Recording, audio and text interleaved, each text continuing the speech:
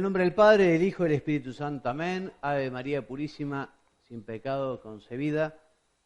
Buenas y santas, queridos amigos de Hora 60. Gracias. Hoy nuevamente juntos, haciendo nuestro informativo teológico, la fe cristiana. En los controles, como siempre, Mariano Reino Bush, nuestro alumno, único alumno presencial. Mariano, ¿cómo estás? Bien, ¿vos? Bien, bien. Sé que han tenido novedades por aquí, movimiento, interesante la vida del periodista que está sujeto a muchas vicisitudes que ayudan a crecer, problemas que se superan, en fin, problemas por los que rezamos también, ¿no? Gracias. Gracias por todo. Así que bueno, y hoy, Mariano, empezamos con los temas más importantes que tiene la teología, que es nada más ni nada menos que la Eucaristía. Hablaremos de la Eucaristía como sacrificio, que es la Santa Misa, haremos de la Eucaristía como sacramento, la hostia santa, la comunión que también recibimos habitualmente en la misa. Ya estamos en nuestro tema 19, son 40 en total, así que vamos avanzando raudamente. Primero nos detenemos a hablar de la naturaleza sacramental de la Santísima Eucaristía y nos preguntamos qué es la Eucaristía y respondemos lo que dijimos recién, ¿no? Porque decimos que justamente este sacramento de la Eucaristía hace presente a Jesucristo, el mismo que nació en Belén, el mismo que murió en la cruz, que está con su cuerpo, con su sangre, con su alma, con su divinidad, y también hace presente su santo sacrificio redentor, o sea, su pasión, su muerte y su resurrección. Esta presentación, lejos de ser pasiva, es una presencia activa, la de Jesús en la Eucaristía. Él se hace presente con todo el dinamismo de su amor salvador y nos invita a acoger la salvación y a recibir su cuerpo y su sangre. Mariano, me imagino que vos te acordarás muy bien el día que hiciste la primera comunión, ¿verdad?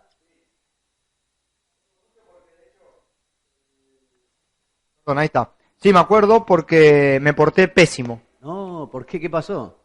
Porque era muy travieso para el grupo de catequesis y bueno, Está bien. en la ceremonia no pude mantener el orden Estabas en otra. y al día de hoy veo las grabaciones de aquella jornada y se me ve todo en mi familia lamentándose. Hiperkinético, Mariano, de un lado para el otro, ¿no? No, tranquilo, estábamos tranquilo. adelante en la parroquia, pero uno percibía que estaba alterando el orden. Mirá.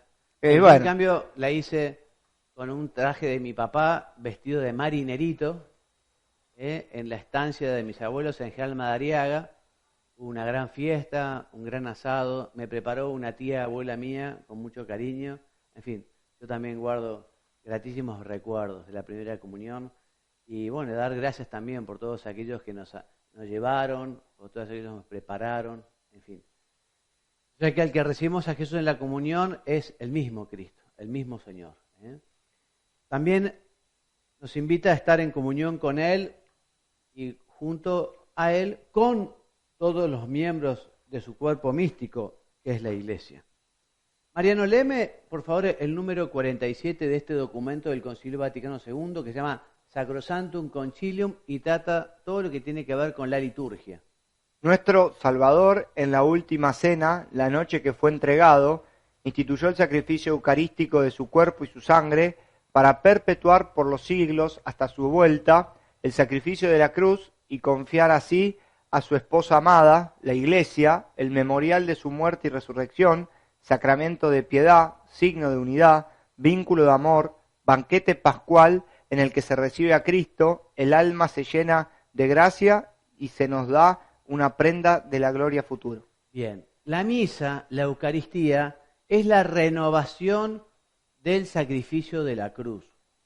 Ese sacrificio de la cruz, Jesús de alguna manera lo adelanta en la última cena. Lo que Él va a realizar muriendo en la cruz y derramando hasta su última gota de sangre, lo adelanta en la última cena, ¿no? Haciendo este sacrificio, ¿no? Instituyendo lo que será la misa, esto es mi cuerpo, esta es mi sangre, haced esto en memoria mía, les dice a los apóstoles, para que este sacrificio de su pasión en la cruz se realice hasta el fin de los tiempos. Cada misa es una actualización del sacrificio de la cruz.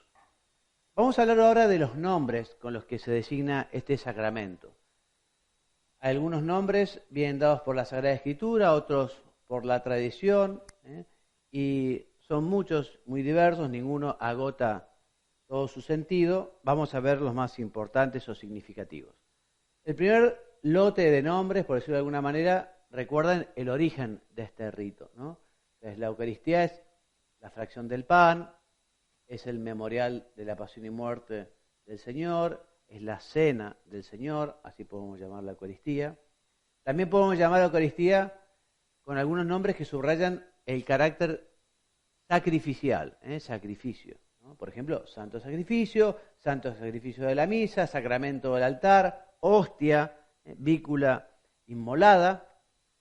Y otros nombres, por ejemplo, hacen referencia a las especies consagradas. Las especies son el pan y el vino, que después de la palabra de la consagración se realiza la transubstanciación, un cambio de sustancia, deja de ser pan para ser el cuerpo de Cristo, deja de ser sangre, deja de ser vino para ser la sangre de Cristo, de un modo misterioso, de un modo milagroso, porque se mantienen los accidentes, pero ya no es más pan, ya no es más vino, es el cuerpo y la sangre de Cristo. Entonces llamamos sacramento del cuerpo y de la sangre de Cristo, pan del cielo, santísimo sacramento, que contiene al santo de los santos, la misma santidad de Dios encarnado. Y otros nombres hacen referencia a sus efectos, a los fieles y a la Iglesia. La Eucaristía es el pan de vida, el pan de los ángeles, el pan de los hijos, el pan, el cáliz de salvación, el viático, que nos sirve para no desfallecer en el camino, la comunión. Este último indica justamente la unión, la común unión de los cristianos con la cabeza, con Cristo, todos los miembros que son su cuerpo y forman esta comunión eclesial. También se lo llama misa o santa misa, que hace referencia a la misa en latín ite missa est, ¿no? Idos, ¿no? Podéis ir en paz, la misa ha sido celebrada. Y el término Eucaristía es expresión con la que se designa tanto la acción litúrgica, ¿no?, de la Iglesia, que celebra como memorial de la pasión del Señor, y como sacramento. Así hemos empezado hoy nuestro programa, el sacramento del cuerpo y la sangre de Cristo. En Oriente, la celebración eucarística se llama Santa y Divina Liturgia. Y este término Eucaristía viene del griego y significa acción de gracias, ¿no? Y remite a aquellas palabras de Jesús en la última cena, ¿se acuerdan? Está en Lucas 22, 1 Corintios 12. Jesús, tomando el pan, dio gracias, lo partió y se los dio diciendo: esto es mi cuerpo, esta es mi sangre. Bueno, la Eucaristía en el orden sacramental de la Iglesia. Vamos a leer un texto de San José María, de Escrito que pasa, que dice que fue el amor de la Santísima Trinidad a los hombres el que hizo de la presencia de Cristo en la Eucaristía que de Él nacieran para la Iglesia y para la humanidad todas las gracias. Todas las gracias que tiene la Iglesia nacen de la Eucaristía. De hecho, ya lo veremos, San Juan Pablo II nos escribe una encíclica que habla de la Iglesia de la Eucaristía. Entonces, la Eucaristía es el sacramento más excelso porque en él se contiene todo el bien espiritual de la Iglesia, es decir, Cristo mismo, la Pascua, el pan vivo, que por su carne vivificada y vivificante por el Espíritu Santo da la vida a los hombres, dice el decreto sobre los presbíteros del Concilio Vaticano II en su número 5. Los demás sacramentos, si bien poseen una virtud santificadora que proviene de Cristo, no hacen presente a la persona de Cristo. La Eucaristía no solo nos da la gracia, sino que nos da al autor de la gracia, a Cristo mismo. La Eucaristía, en el mismo sentido, constituye la cumbre, el culmen, el pico hacia el que convergen todos los sacramentos, en orden al crecimiento espiritual de los creyentes y de la Iglesia. Todo confluye hacia la Eucaristía, ¿no? Y el Concilio Vaticano II afirma que la Eucaristía es fuente y cima de toda la vida cristiana, el centro de toda la vida de la Iglesia. Qué amor que tenemos que tener a la Eucaristía. qué amor que tenemos que poner en la preparación para recibirla. Qué deseos de ir a visitarlo. Vos, Mariano, tenés la costumbre de ir a hacer la visita, ¿no? Te vas al mediodía a la catedral, allí donde está el sagrario, un sagrario muy lindo, en la catedral de San Isidro, a hacer ahí tu visita. Sí, señor. Todos los días intento ir. Y ahí estarás bastante tranquilo, porque no es que en las iglesias haya mucha gente cuando no hay misa. No, aprendí el horario, la época del año. En Claro. vacaciones mucho turista. Ahora está muy tranquilo. Es un lindo lugar, sí. Lo recomiendo a todos. Sí, sobre todo, digamos, esta costumbre de visitar a Jesús, porque a veces está muy solo, lo está esperando, y es cuestión de organizarse un poco. A veces uno pasa por enfrente de una iglesia, entrar un ratito, pasar, Señor, aquí estoy, gracias, te quiero, te pido por la familia, te pido por el país, te pido por la iglesia, por el Papa. Un ratito es algo que es muy importante y que Jesús lo agradece un montón, lo agradece un montón. Así que, en fin, es una bendita costumbre la de la visita al Santísimo. Ahí está Jesús esperándonos. Entonces, digamos, todos los sacramentos dijimos y todas las obras de la Iglesia se ordenan a la Eucaristía, ¿no? Pero no sustituye la Eucaristía a ninguno de ellos. No sustituye al bautismo, no sustituye a la confirmación, ni a la penitencia, ni a la unción de los enfermos. Porque cada sacramento tiene su papel en el conjunto sacramental y en la vida misma de la Iglesia.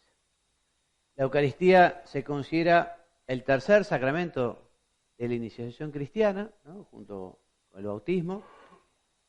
Y desde los primeros siglos del cristianismo, el bautismo y la confirmación han sido considerados como preparación. Estos tres sacramentos de iniciación, bautismo, confirmación, Eucaristía. Anteriormente, ya decimos, todo apunta a preparar la Eucaristía. En la actualidad, en el rito occidental, en casi todas las diócesis, primero se hace la primera comunión y después la confirmación.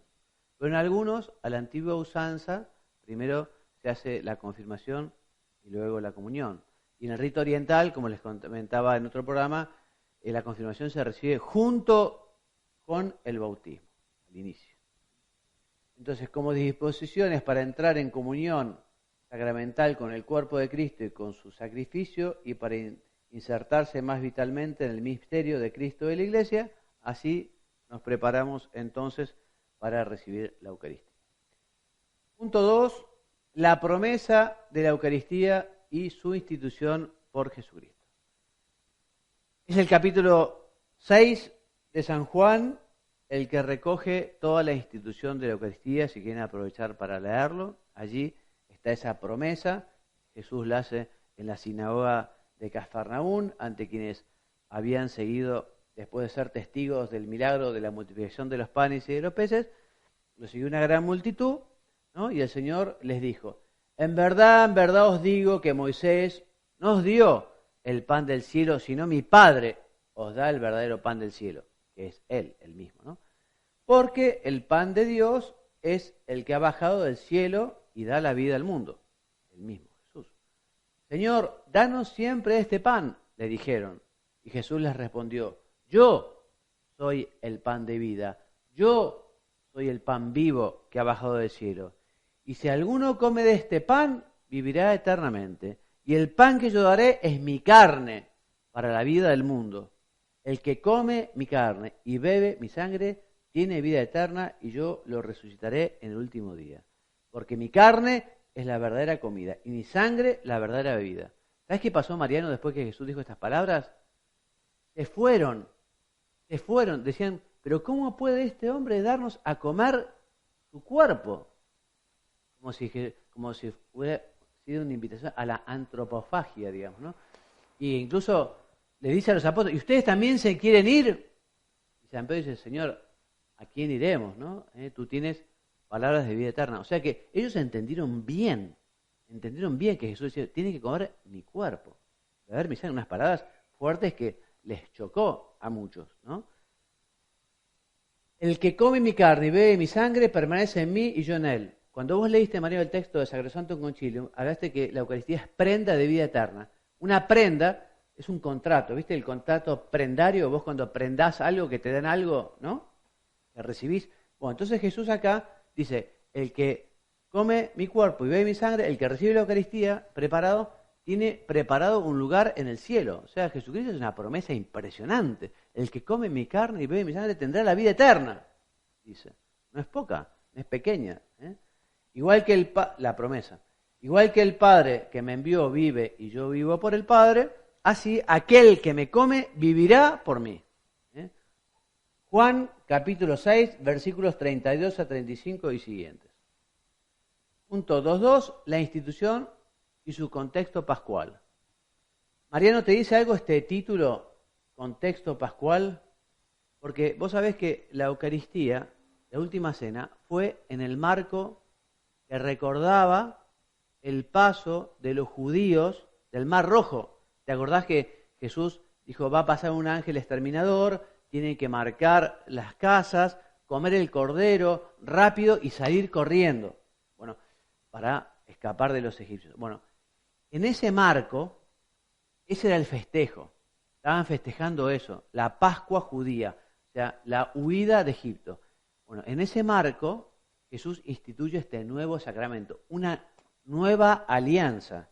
Antes había hecho Dios la alianza con el pueblo elegido, ¿no? Que los iba a proteger, ustedes serán mi pueblo, yo seré su Dios, los protege, los saca de Egipto. Bueno, y ahora Jesús, la nueva alianza con este nuevo sacrificio. Jesucristo instituyó este sacramento en la última cena. Léeme, por favor, cuáles son, bueno, que son siglas, ¿no? Los 3 evangelios sinópticos son Mateo, Marcos, Lucas y también San Pablo. En 1 Corintios 11:23 nos han transmitido el relato de la institución eucarística, ¿no? Y aquí la síntesis que ofrece el catecismo, te voy a pedir que me leas, Mariano, que es el número 1339, que dice: Llegó el día de los ácimos en el que se había de inmolar el cordero de Pascua.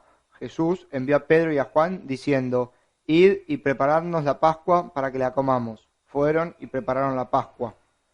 Llegada la hora, se puso la mesa con los apóstoles y les dijo, con ansia he deseado comer esta Pascua con vosotros antes de padecer, porque os digo que ya no la comeré más hasta que halle su cumplimiento en el reino de Dios. Y tomó pan, dio gracias, lo partió y se lo dio diciendo, esto es mi cuerpo que va a ser entregado por vosotros. Haced esto en memoria mía. De igual modo, después de cenar, tomó el cáliz, diciendo, este cáliz es la nueva alianza en mi sangre que va a ser derramada por vosotros. Muy bien, gracias, Mariano. Entonces Jesús así celebró la última cena en el contexto, te lo decía recién, de la Pascua judía, esta celebración, ¿no? Pero la cena del Señor posee una novedad absoluta, ¿no? Porque en el centro no se encuentra el Cordero, la antigua alianza, la antigua Pascua, sino Él mismo, el nuevo Cordero que es entregado, ofrecido como sacrificio al Padre en favor de los hombres para perdonar el pecado original. Jesús toma sobre sí todos nuestros pecados. Y así su sangre derramada por muchos para la remisión de los pecados es tomada por el Padre y volvimos a tener la posibilidad de la bienaventuranza eterna del cielo. Un regalo maravilloso que nos hizo Jesús. Por eso podemos decir que Jesús celebró, anunció y realizó, anticipándola sacramentalmente, la nueva Pascua. La nueva Pascua. Punto 2.3, significado y contenido del mandato del Señor. Jesús dice, haced esto en conmemoración mía. Se los dice a los apóstoles, convirtiéndolos así en sacerdotes, en mediadores entre Dios y los hombres, en los responsables de perpetuar este bendito sacramento hasta el fin de los tiempos. Entonces, con dicho mandato, pide a los apóstoles que vuelvan a realizarlo, que reiteren su presencia, la presencia del cuerpo entregado y de su sangre derramada, es decir, de su sacrificio en remisión de nuestros pecados. Por eso, como dice San José María, cuando estamos en la misa se detienen los relojes, porque entramos en el ámbito de la eternidad. Se hace presente el sacrificio, o nosotros nos hacemos presentes al sacrificio redentor, al sacrificio de la cruz. Haced esto, dice Jesús. De este modo designó que quienes pueden celebrar la Eucaristía son los apóstoles y los sucesores. Y les confió la potestad de celebrarla y determinó los elementos fundamentales, que son los elementos fundamentales de la misa: el pan, el vino, la plegaria o la oración, que es de acción de gracias, que es plegaria también de bendición, la consagración de los dones en el cuerpo y la sangre del Señor, la distribución de la comunión con el Santísimo Sacramento. Haced esto en conmemoración mía. El sacerdote dice, cuando tomando el pan, las palabras de consagración: esto es mi cuerpo. El cáliz: esta es mi sangre. Porque en ese momento el sacerdote es Cristo, está personificando a Cristo. Un misterio también, ¿no? Le presta su voz, le presta sus gestos, pero al igual como cuando dice la Eucaristía, es la confesión: yo te absuelvo, no es el sacerdote, en ese momento es Cristo particularmente. Este nuevo memorial sustituirá el de la antigua alianza, la de los judíos. Este rito memorial no solo ayuda a recordar el amor redentor de Cristo, sino que además hace presente al mismo Cristo y a su sacrificio redentor. Bueno, punto 3, la celebración litúrgica. La celebración es propiamente el rito, ¿no? El rito de la misa, ¿no? La Iglesia, obediente a este mandato del Señor, celebró enseguida la Eucaristía. Y tenemos relatos de cómo efectivamente en Jerusalén, en Tróada, en Corinto, en todos los lugares donde llegaba el cristianismo, los domingos se reunían en torno a la mesa del Señor para celebrar la Eucaristía. Cuentan los Hechos de los Apóstoles, por ejemplo, capítulo 20, era sobre todo el primer día de la semana, es decir, el domingo, el día de la resurrección de Jesús, cuando los cristianos se reunían para partir el pan. Desde entonces hasta nuestros días, la celebración eucarística se ha perpetuado, de suerte que hoy la encontramos por todas partes en la Iglesia con la misma estructura fundamental. En el Catecismo tenemos unos textos de los primeros siglos que narran cómo era la Santa Misa en los primeros siglos, y la estructura fundamental es la misma que tenemos en la actualidad. Respecto a esta estructura, entonces, bueno, fiel al mandato de Jesús, la Iglesia, cuando celebra la Eucaristía, no hace otra cosa que realizar ese rito que se hizo en la última cena. Los elementos esenciales de estas sucesivas celebraciones eucarísticas no pueden ser otros que aquellos de la Eucaristía originaria. O sea, la Santa Misa tiene cuestiones que pueden variar y pueden cambiar. El idioma, por ejemplo, antes del Vaticano II se celebraba en latín, casi siempre, ¿no? Pero eso no es esencial. Hay temas que son esenciales y no pueden cambiar, evidentemente, ¿no? Dos son los grandes, digamos, la estructura de la misa está formada por dos grandes bloques, por decirlo de alguna manera. Uno, la asamblea, y otro, la actuación del nuevo memorial. ¿Qué decimos de la asamblea eucarística? Que desde los comienzos de la vida de la Iglesia, la asamblea cristiana se manifiesta jerárquicamente estructurada, porque está compuesta el pueblo de Dios, ¿no? Donde las primeras diócesis, donde estaban los sucesores de los apóstoles, estaba el obispo, sucesor de los apóstoles, los presbíteros, ¿no? Que preside sacerdotalmente la celebración y actúa en la persona de Cristo, impersonando a Cristo, ¿no? Puede haber un diácono allí y otros ministros, y los fieles bautizados, unidos por el vínculo de la fe y del bautismo. Y así, todos los miembros de esa asamblea están llamados a participar. Mariano, léeme cómo tienen que participar. Aquí puse unos asteriscos, cómo tiene que ser esta participación. Conscientemente, devotamente y activamente en la liturgia eucarística, cada uno según su modo propio. El sacerdote celebrante, el diácono, los lectores, los que presentan las ofrendas, el ministro de la comunión y el pueblo entero, cuyo amén manifiesta su real participación. Exactamente. Porque a veces se habla de que los fieles tienen que participar. La participación sobre todo es espiritual y acompañando al sacerdote en la celebración, con la voz, en las oraciones, con el corazón, en esas oraciones, ¿no? La celebración activa no es que, pero yo no leo la lectura, yo no llevo las ofrendas, ni siquiera paso la bolsita, entonces no es muy activa mi participación. No, es activa y devota cuando se lleva de corazón esa celebración, que conviene preparar antes, que conviene conocer, que conviene meditar además para saber qué es lo que está pasando. Ya en algún otro programa les recomendaba Vale la pena profundizar en la liturgia de la misa, vale la pena leer algún libro de liturgia o leer el catecismo, leer algún libro, algún folleto, porque la riqueza litúrgica de la misa es enorme y cuanto más conocemos, más podemos aprovecharlo. Por tanto, cada uno deberá cumplir el propio ministerio, sin que haya confusión entre el sacerdocio ministerial y el sacerdocio común, el que se tienen todos los fieles con el bautismo, ¿no? Son dos sacerdocios diferentes, esencialmente diferentes. El papel del sacerdocio ministerial es esencial para la celebración misma. Y solo el sacerdote válidamente ordenado puede consagrar la Santísima Eucaristía, pronunciando in persona Christi. Por eso, por ejemplo, los hermanos separados luteranos tienen una celebración, yo he asistido cerca de mi casa, un día de Navidad fue, que es muy parecida a la católica, pero no son sacerdotes los pastores luteranos, porque se cortó, digamos, la unión con los apóstoles. Entonces, al no ser sacerdotes, no tener el ministerio sacerdotal, no tienen realmente la Santa Misa, tienen una celebración semejante y parecida, ¿no? En fin.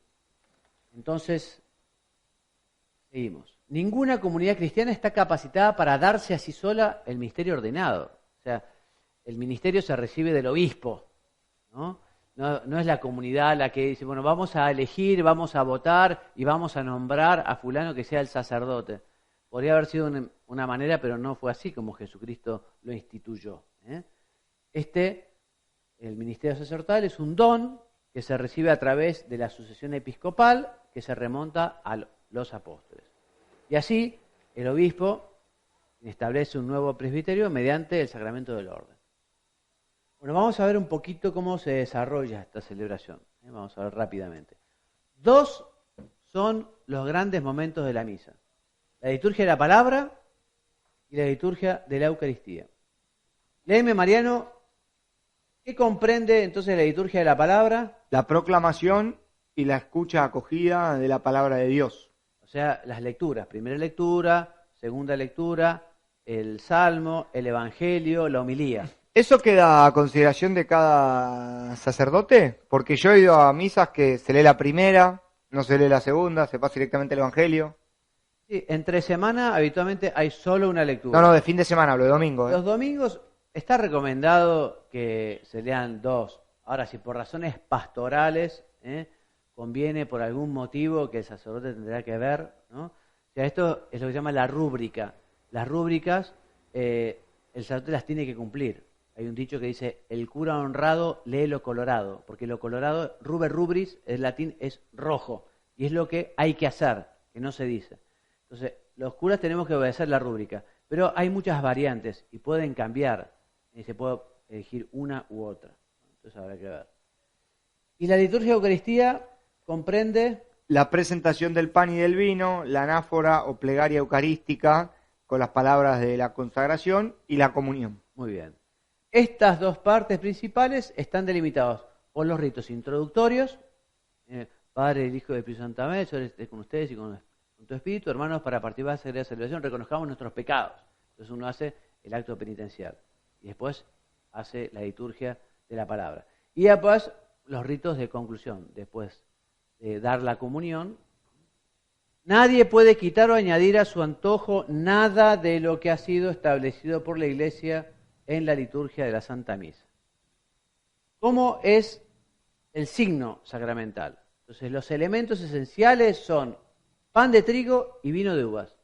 Vos sabés, Mariano, que si se consagra pan de arroz, no hay consagración. Es esencial para la validez. Y si en vez de vino se utiliza sidra, por ejemplo, que es de manzana, tampoco se realiza el signo. Yo este año, en la misa, creo que el sábado de Gloria, no estoy seguro, fui a una celebración donde había pan, ¿sí?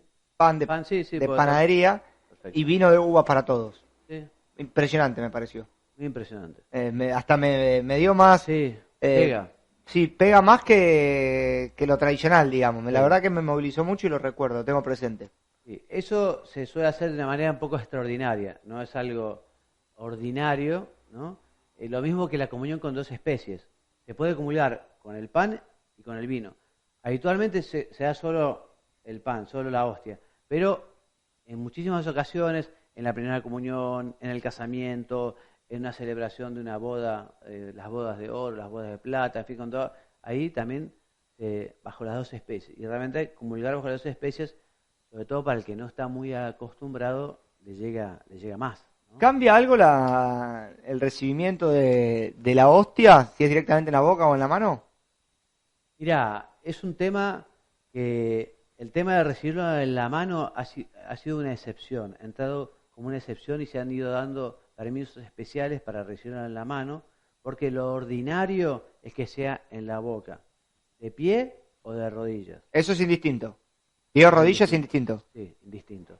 Pero, digamos, esto se ha generalizado mucho, recibirlo en la mano. Pero siempre ha sido como una cuestión, digamos, excepcional, en principio, ¿no? A pedido de las partes, por algunas determinadas causas, ¿no?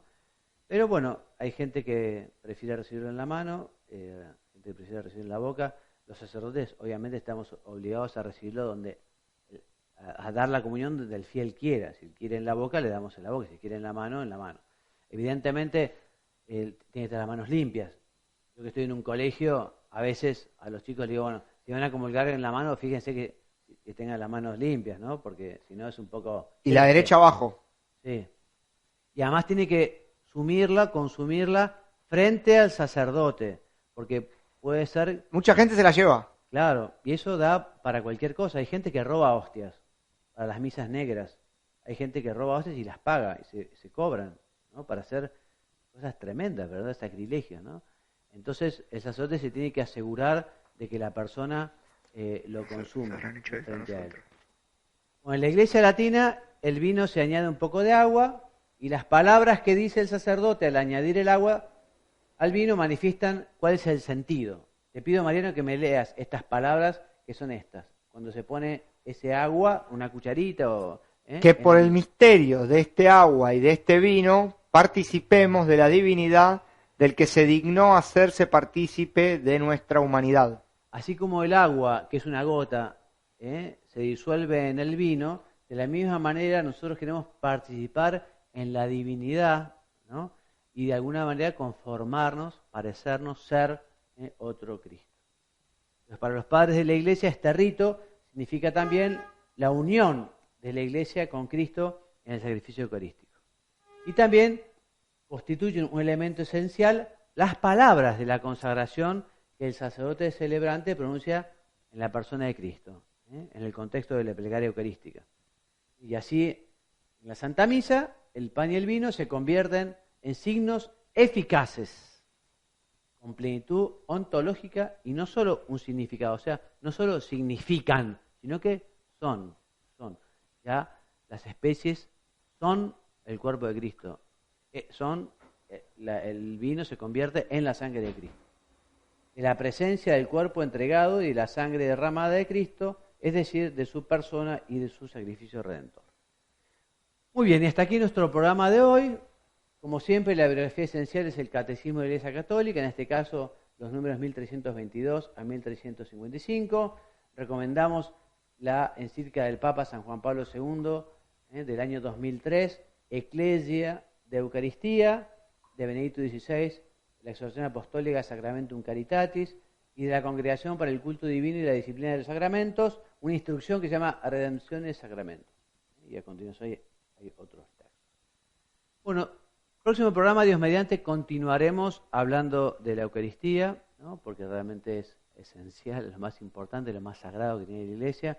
Ojalá que este programa les haya ayudado para recordar algunas cosas, si ya lo sabían, o para adquirir un nuevo conocimiento de este gran regalo que nos ha dejado Jesucristo. Hasta el programa que viene, si Dios quiere, me despido enviándoles mi bendición. Que Dios los bendiga y los haga muy santos,